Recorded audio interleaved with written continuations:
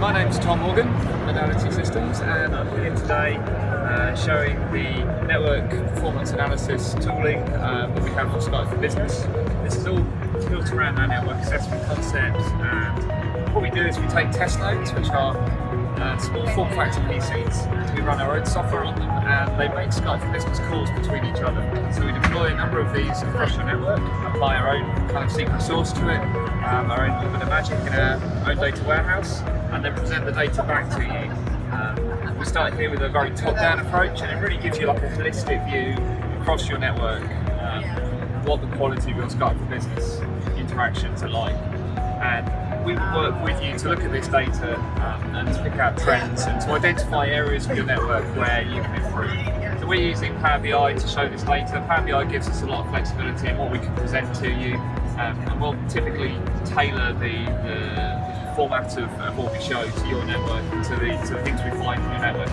We can then dig in and really kind of get a bit deeper into looking at the data. Take data from a number of different sources, but primarily it's the QoE and CDR data that Skype for Business generates itself automatically. But we take a mix of our test node data, but also user data as well, and that's really key because we can compare the two types of data to pull out issues with your user data that maybe the test node data isn't seeing, and that points more towards user adoption challenges or end user devices. The transition to cloud really makes this equally as important as if it was a purely on-premise installation. The network is much more important, and that kind of egress out from your organisation up to 365 is really important as well. And we can help there by deploying our test nodes into Azure as well. It means that we can do some testing from your premise up to Azure specifically for Skype for Business visibility.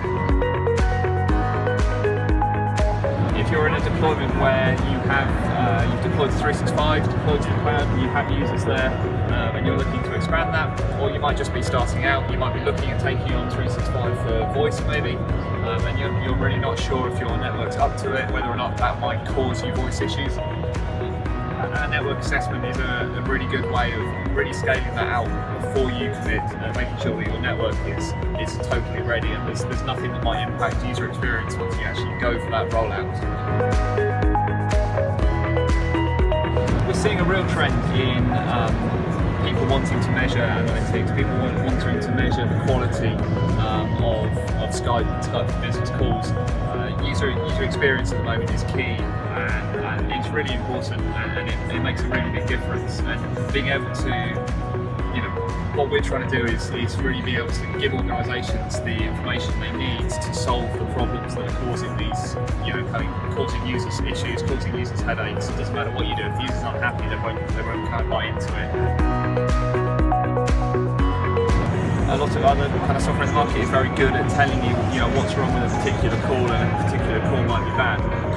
We take a bit more of a holistic top-down approach, and we look across all your calls over, like a period of time, which areas are causing you the most issues, and which areas you need to kind of fix up, and potential problems in looking really at all the data, and then using our machine learning and our data warehousing capabilities to pull out trends and to pull out particular issues.